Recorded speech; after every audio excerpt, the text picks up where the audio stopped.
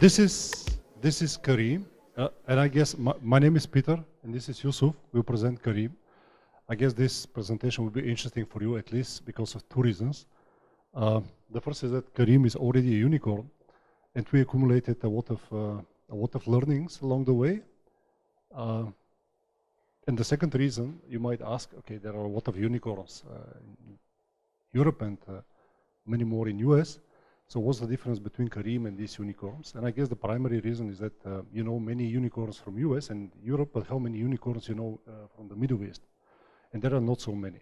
And there are a lot of specifics, as you already saw in some of the presentations, a lot of specifics. If you do business in the Middle East, especially if you become a unicorn, it's like very challenging path. So I'm happy to share some of our skill learning. So if you do business in the Middle East, I hope some of these will help you. So the first, what is Careem? So many people actually, it's interesting, when you go in the Middle East, many people, of course, when you say Careem, it's like if you say here Microsoft or Amazon. So in Middle East, all the people, they know Careem. It's very popular, actually super popular, wherever you go. But here in Europe and in US, if you say Careem, nobody knows. So that's why we usually, here when we recruit people, now I get to reach this point why actually we have an engineering office in Berlin. But here, when we recruit people, actually the first thing is to explain what is Careem. It's a ride-hailing app.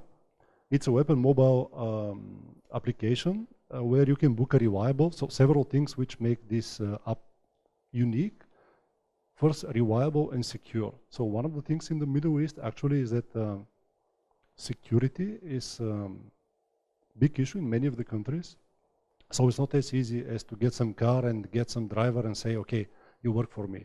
You have to ensure that actually the level of security is super, super high. So people can trust, especially female clients, they can trust and they can sit in this car with this captain. So we call our drivers captains.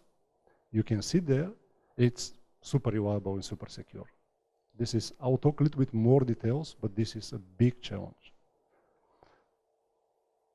Other thing is you can book now or you can book later. I'll reach this point why book later is very important also for the Middle East specifically, and also payment.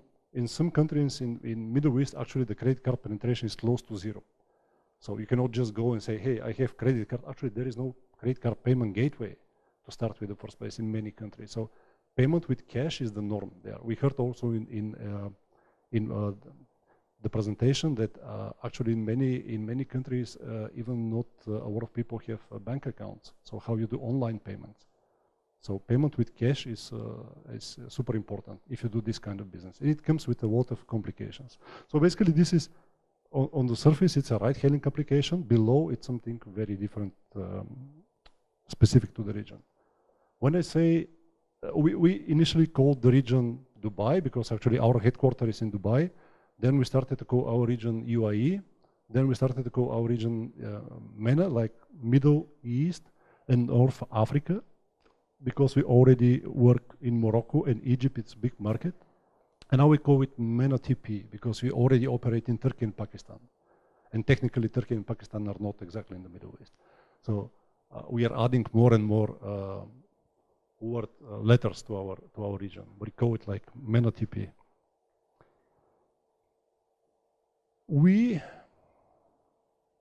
I think this differentiates Careem from many other countries that the first thing that I realized when I actually joined Careem about a year and a half ago is that people there are obsessed by a mission. They're not going to work just because it's a company, you take some salary and then you move to other company.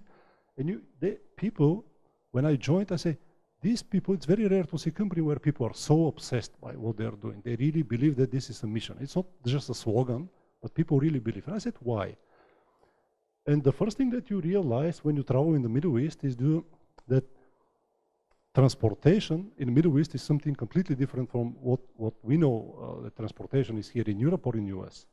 So here you have public transport, public infrastructure, taxis, whatever a lot of like convenience ways of transportation. In many parts of the Middle East, there is no transportation at all, zero. If you go to Pakistan, outside Karachi, Islamabad, Lahore, zero. It's very difficult for children to go to school. There are no school buses, there are no public transport. it's very difficult to do some very basic needs. We don't we are not talking about go to cinema. It's super basic needs. And providing transportation in the Middle East actually is changing the lives of many people in a way, in such a profound way that we cannot even imagine. Actually, probably it was a good idea. I didn't put any clips, but you can check in YouTube. There are a lot of clips, videos for how actually Careem is changing lives, especially of some remote villages, remote places. It really enables the people to do a lot of basic things, like going to school, going to work, especially for female clients. The effect in the Middle East is massive from Careem.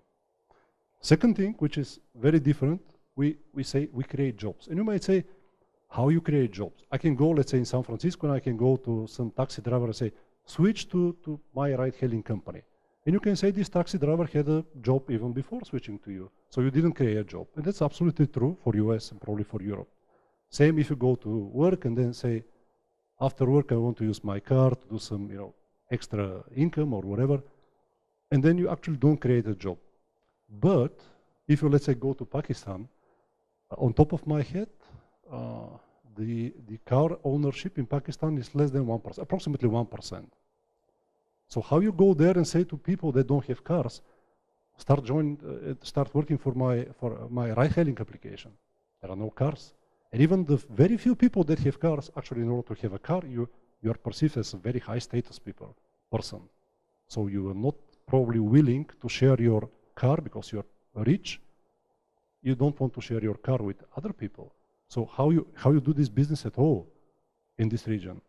So then the only way is actually to create jobs, to enable entrepreneurs, to create entrepreneurs who to create mini limo companies, and these mini limo companies to hire captains, so drivers, to work for them. So 2, 3, 4 cars, to subsidize these people, to be able to buy cars and to launch their own business to work for us. And they were unemployed before. They didn't have income. And now they have a decent living. So we actually have 250,000 drivers for the moment, captains, working for us. 250,000. So this is massive effect, massive effect.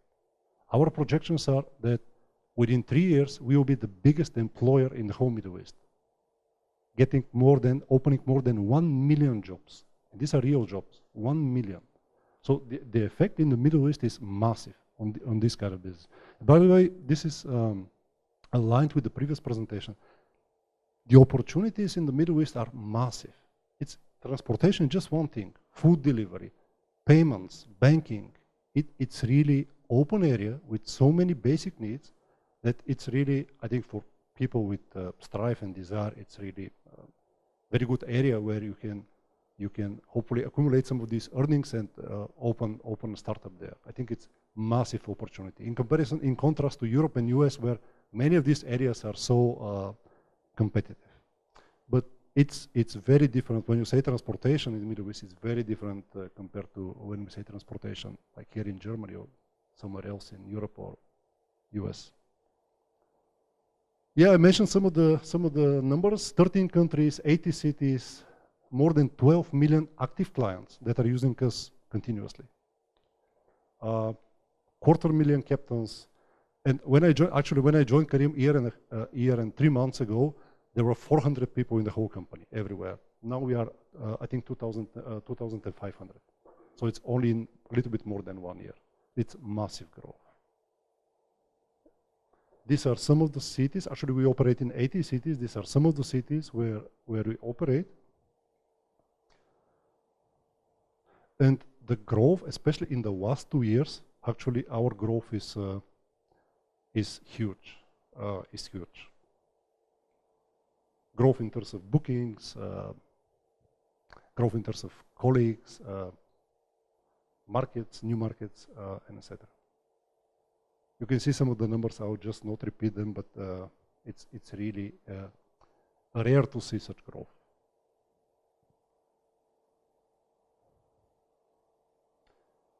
These are some of the things that probably you know about the ride-hailing industry, why actually it is so successful, not only in the Middle East, at least this slide applies for ride-hailing industry in general. So efficiency, productivity, environment, like you just reuse assets that are already available, or if they are not available, you utilize them to a maximum extent by matching supply and demand. I think we'll talk about supply and demand in this presentation, but basically it's very good for many things: utilization, environment, efficiency, productivity, and etc. And why we left this slide, because actually it applies also for the Middle East. There is no difference. Some things which are specific for the Middle East related with the ride-hailing, which are, I think most of them are not applicable in Europe or in US. Probably the most important one is hotline, 24/7. If you use ride-hailing in US, of course, nobody can even think that you have to call on a phone. In Middle East, calling on the phone is the norm. People want to have really a phone that they can call and they can ask a real person. So by the way, it's very similar to Germany. So many people from US are very surprised when in Germany people are so keen to go to a real person. So it's almost similar to the Middle East, but in the Middle East, it's even stronger. So people want to have physical phone where to call and talk with a real person if they have issue or if they want to change something with their booking. So it's absolutely a must. You cannot have this business without a 24/7 call center. So you have to have a huge call center. And even some people prefer to make the booking actually without the app, but just calling and say, hey, I need a car for this hour and make the booking for me. So this is a must. Other thing is payment with cash. You cannot have, like, I think it applies to many businesses, not only to the ride-hailing, like even if you do e-commerce, payment with cash is something that is really very popular in the Middle East, and the primary reason is that the credit card penetration is like, it depends on the area actually, but it's very low. Probably it's important actually to say that it depends on the area, because Middle East is very different. It's not homogeneous. Like in Europe, you have differences between country to country, but they're not so huge. But if you go to the Middle East, like say you can go to Dubai, which is like amazing city, and then you can go to some, let's say to Karachi, and then the difference is like it's 1 hour flight, but actually the difference is very big. And when I say difference, it's difference in infrastructure, in credit cards usage, in many things. So it's when you say Middle East, we have to be very, very careful that actually it's not homogeneous market. It's like very fragmented and very different. Security, for captain quality. Security is like, I know I told this already, but it's like super important. There were many cases you saw that with some companies that there were some problems related with security. It's really important, like to make sure that the people, to build the trust that the people really feel safe when they use our service. And it's not, we're talking about 250,000 captains. How you ensure that these people are secure? It's enormous effort. Background checks, tests, education, learning, training centers, onboarding camps. It's for 250,000 people. And they will become 1 million very soon. So it's massive effort, massive effort. Like here, if you do this business here in Germany, you can just say, give me your driving license. And I have pretty good trust that when you have a driving license, you have pretty good driving skills. Especially if you can prove that you have some experience already being a driver, or I have full trust. No any need to do some background checks or etc. If you don't have criminal record, that's absolutely enough. In these parts of the world, no, you don't have anything. You have to do it yourself. Safety, also track my ride, the ability to track when you send, let's say, if your wife takes a Careem, you want to know, you want to track her ride. You want to make sure that she is safe. Or, no, the first presentation actually was very, probably we cannot even realize how, in many parts of the world, actually the discrimination also of women is to such a large, I even see it to some extent in Germany, which is like surprise, but in some parts of the world it's huge. It's huge. So it's really very important for us. Our female clients, women, to feel really safe. That's why we have Careem Kids. That's why we have, actually we launched, I was surprised, positively surprised that some people know that actually we launched in Pakistan special service, women drivers. We have captains for Careem who are only women. And then this enables our female clients to feel even more secure because you know that women will serve you. So you might have seen that we were like super happy that in Saudi Arabia, because Saudi Arabia is one of our big markets, we are super happy that actually since this year it will be allowed to have also all the women to be able to drive. So we'll be the first to really launch also female drivers in Saudi. So it's really important for us to ensure the security of our female clients. Yeah. So many things which are later booking.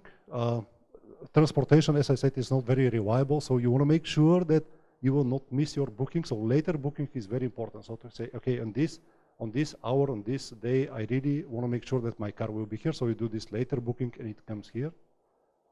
It is something that when you do a ride-hailing, I think now some of the companies start to apply this, but at least 2 years ago, most of the ride-hailing companies around the world, they didn't have this book later. Because actually it was so reliable that you know that when you open the app, you can just book and you can get your car. Cool, team. This is only the engineering team, and now you might say, why Berlin? I mean, it's a Middle East company. Actually, the headquarters of the company is Dubai, and in Dubai there are some exceptional engineers, especially in Egypt. By the way, we have, I think, probably around 10 people from Egypt, exceptional engineers in Berlin here. But there are exceptional engineers in the Middle East, but not so many. And we are growing so fast that we need a lot of engineers. And not only in terms of numbers, but also we need a lot of engineers in terms of different profiles, which are hardly accessible in the Middle East, like data science, UX, product managers. So that's why we decided to open an office. And of course, London was on the map, Silicon Valley, Dublin, Berlin, and some other places. I will not go into the details why Berlin exactly was chosen, but if you want, we can talk after that. But after judging many criteria, we decided that it will be Berlin. And we opened the office end of 2016. Actually, the first people, it was 3 lonely months because I was alone in Sony Center until we get the first people. And I'm super happy because we are already 70 people in less than, actually in 1 year. So we were able to get 70 engineers, data scientists. It was like we hired people from Google US, from Facebook, from many super companies, and really some exceptional people are working for us in Berlin. Currently, our engineering organization is 300 people, 70 in Berlin. Till the end of actually this year, we have to double the organization in Berlin. We have to become 150 people. And if you are interested, till the end of 2019, we have to become 300 people. And the reason why only 300 is because I believe that more than doubling your organization is not healthy. So I'm kind of constraining only 2x growth per year, but if you ask me, we can grow. I mean, if the growth was the only criteria, we can grow like 3x.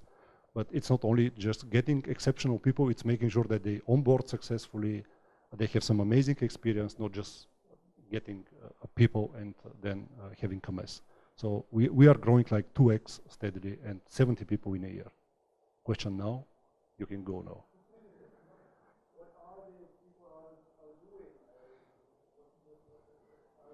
Are they all developers or business? No, we have only software engineers in Berlin. So we have software engineers, some recruiters, some office managers, some HR people, accountants, etc. But 99% software engineers. We don't have business operations in Germany, so that's why we don't have any sales or marketing or anything else in Berlin. Yeah. Software engineering. we are growing, by the way, not only in Berlin, we are growing in all other locations. So we have office in Dubai, we have engineering office in Karachi, and we have office here in Berlin. Yeah. Some of the technical problems we are tackling. These are just example of three areas, three of the big areas that we are handling here in Berlin. There are, of course, many more areas. Marketplace, Yusuf will talk a little bit more of the marketplace. In the marketplace, you have dispatching, matching, locations, ETA, estimated time of arrival, estimated time of reaching the destination. So many things related with, we call this area marketplace. And Yusuf will talk a little bit more in details why these things are challenging and specific for the Middle East. If you want to do all these things, why they are challenging from product and technical perspective. Other areas, like we have a lot of tech platform things. So even when you grow so fast, there are some things which are behind the scene. Even if you don't see any new feature, how you grow 10x. For example, if you have 1 million bookings today, how you grow to 10 million bookings.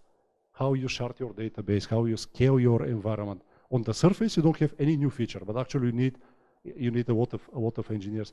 I always remember my father, who is lawyer. He has nothing in common with software engineering. He told me there is some conspiracy in the world, like for Google, which is like one single page with one button and one field, thousands of engineers. My son can do this like for one hour. It is some conspiracy, but so there are really a lot of people who are working behind the scenes just to have this, to serve this massive scale. Everything is like real time. Everything has to be super reliable. You cannot allow interruption of the service. And we should not be misled by the fact that we operate in the Middle East, because actually there are also other companies who operate in the Middle East, but actually these companies are not based in the Middle East. You know that in other ride-hailing companies in the world, there are some super exceptional engineers who work. And even if you are on the streets of Cairo, you are competing with like super engineering talent.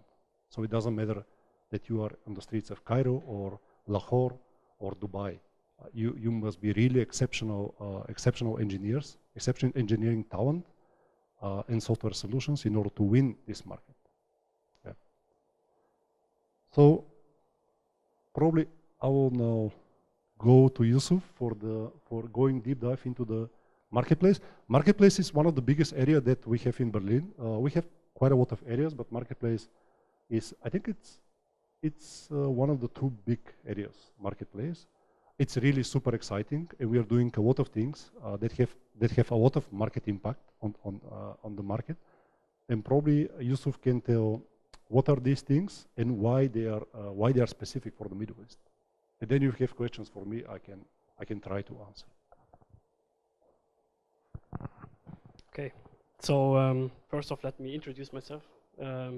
My name is Yusuf. I'm working in the marketplace, as Peter already told you, at Careem. I'm a backend engineer myself, and specifically working on Peak. Yeah, let me give you a short introduction about the three areas that I pointed out here. These are just some of the projects that are developed in Berlin, but I think they are the biggest and yeah, possibly the most important that we have here in Berlin. So first off, we have dispatching. Dispatching is basically, yeah, I mean the word is already saying it, dispatching captains to our customers. So that entails finding the best possible captain. By the way, I'm not sure if this is clear. We call our drivers captains. This is a special thing for at our company to yeah, enhance the status of the actual driver, because we are actually treating our drivers as our employees, and this is why we call them captains, and we try to train them very well.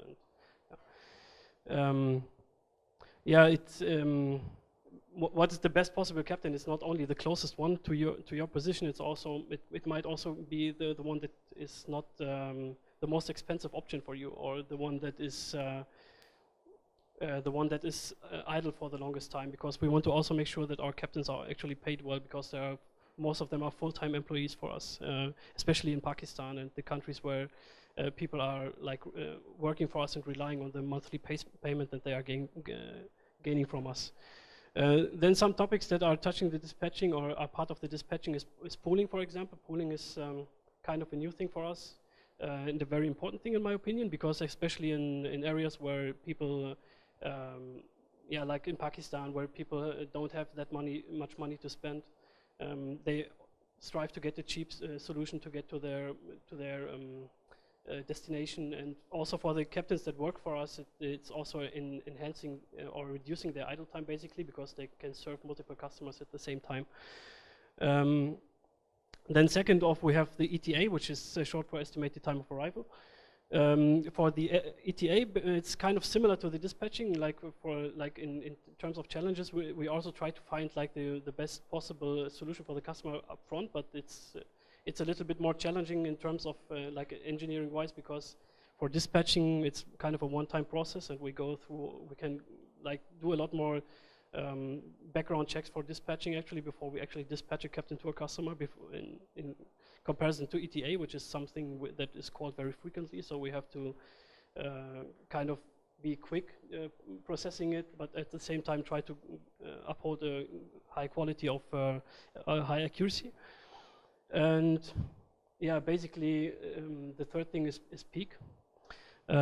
Peak is what we call the dynamic pricing. So multipliers for example, like you are in an area where there's a high demand but low supply, then we basically like raise the price a little bit to accommodate to or to actually incent the captains to go to that area to increase the supply a little bit, and also to in some areas maybe where the demand is so high, then the supply is very low, that we can like kind of discourage clients from booking, so to be able to serve all the clients at the same time. Like our goal here is basically to get to have a very high fulfillment in our bookings, and yeah, very few missed bookings, of course.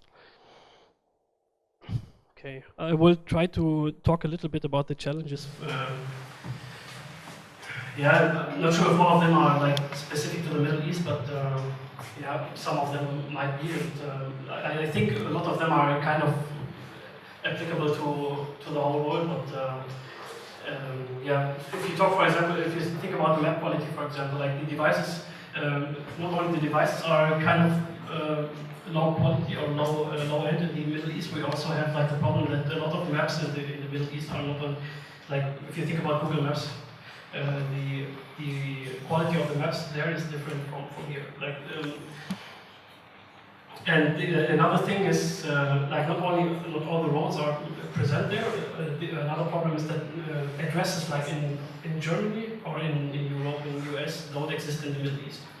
So we have to kind of take this into account. So what we are basically doing to solve this is using geolocations, latitude, longitude, and set like mark the locations on the map, and then kind of use GPS to guide the captains to the customers if they are not like finding the way around themselves. A second point is like traffic safety in the Middle East is like I know like a lot of people might have visited the Middle East and know that the traffic situation there is a little bit different from here.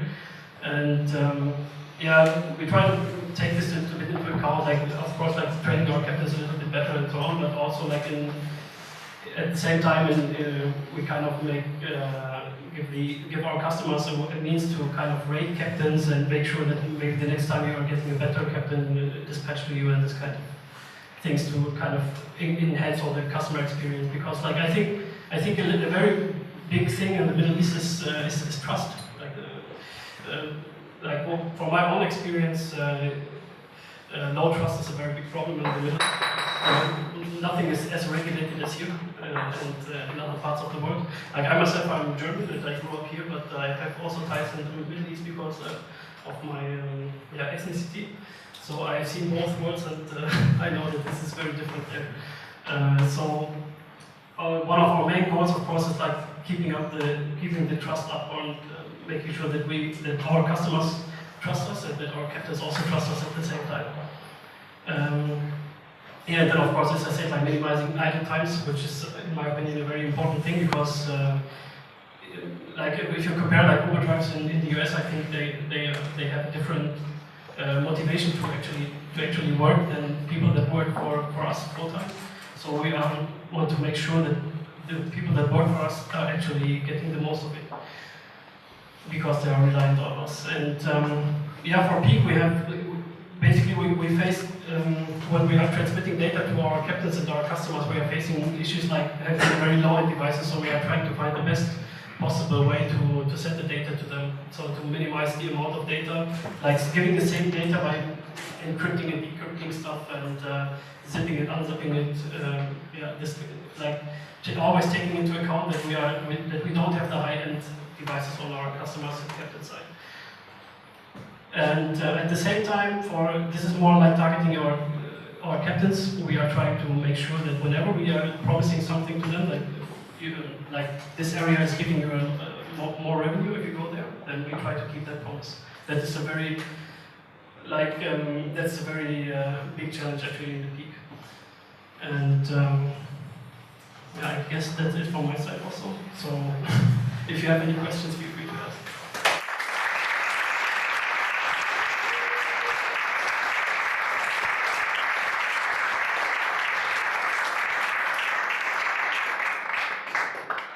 Right, yes. My question also relates to the other presentations tonight, and first, thank you for the awesome presentation. Do you think there is, in all the companies that are created in Middle East and North Africa, I can say, some kind of, it's not revenge, the word I'm looking for. Do you think there's like a massive vibe of like, yeah, with notes or chances, we want to make entrepreneurship better, and more human? Because it's like the feeling I have from tonight's presentation. Yeah, I think the main drive for us, I can only speak like from the perspective of the engineers, but for us, the main drive is actually to enhance the lives of people in that region. Like that is always what is stressed also like in our, whenever we have the meeting about like what are we trying to do next and what are the next steps, what are our next goals for the next years, then it's always stressed like our main goal is like enhancing the life, improving the lives, simplify lives, and like this we always see it as our mission kind of. And I guess like ride-hailing is only one part of it, and there might be others that might be taken, opportunities that might be taken in the future. And, yeah. But I think public transportation is one of the biggest issues in the Middle East, so that's probably like the most obvious one to tackle. Yeah. Yeah, thanks for the presentation. Very, very interesting indeed. I have a couple of questions. First of all, why did you choose Berlin as one of your 3 locations for engineering? And the second one is, if I've watched the map correctly, you are not in Iran. I can think of a number of reasons why you're not there, but maybe I'd rather hear from you what the reason might be or what you plan to get into Iran as well. I think Berlin I can answer, but I don't like why Berlin? I guess there are like a few small startup hubs in the world, and a few like countries that have very good universities and very good education and a lot of good talent. And I don't know if I'm 100% accurate here, but I think Berlin is very central from all of these hubs, like if you compare it to San Francisco, for example. And of course, Germany has very high educational standards, so you will find a lot of good talents here. And for everybody who wants to actually work, find work as an engineer, Berlin is very central. Like we are very close to the Middle East, we are very close to North Africa, we are very close to Eastern Europe, and of course England. And even if you want to come over like from the Far Eastern companies, I think Berlin is still like closer than going to the US. It's also less isolated, I guess. And at this point, I will move on. Probably one more thing from Berlin is that all this is factors. Of course, some trivial factors like cost of living. Even it's increasing, but if you compare the cost of living in Berlin compared to London and Silicon Valley, it's insane, and San Francisco is insane. Basically, super cheap others. It's a huge problem. So it's one thing, and many other things like source of really very talented engineers. Political stability. Yeah, if you see the world, like you go to Brazil, 200 million people, exceptional software engineers. South Africa, one of the best technical universities, 200 million people. They have these problems on both sides. Let's say they have problems with their presidents for the last 15 years. And political stability, economic stability, Berlin. We have already, I think, 5 people from Brazil, exceptional engineers. You go to, I think the term that was used for Egypt, intense situation. Yes, we have a lot of exceptional engineers from Egypt. You go to Turkey, intense situation in the last several years, we have exceptional engineers. So it's, I think, one of the unique places where you have this combination of source of power, political economic stability. Yeah, it was the obvious choice. Good weather. The weather especially. But it's not so bad as in England, so still I mean it's fine. It's like this one. Yeah, this is for Iran. I'm sorry, I cannot comment. Really. Yes, please. Thank you for the presentation, very, very interesting. I was wondering if you have any special partnership with hospitals to facilitate patient transportation or cars which can help people with disable conditions to access healthcare? We have a lot of such initiatives. Probably I had to include some of them here, but we have a lot of such. We have a lot of initiatives for refugees. Actually, United Nations, I think we were the biggest,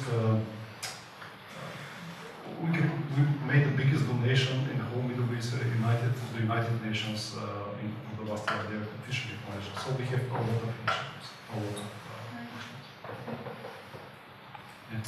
How did you get started? How did you find the first investors? I was not in the company this time, but I can tell you the story.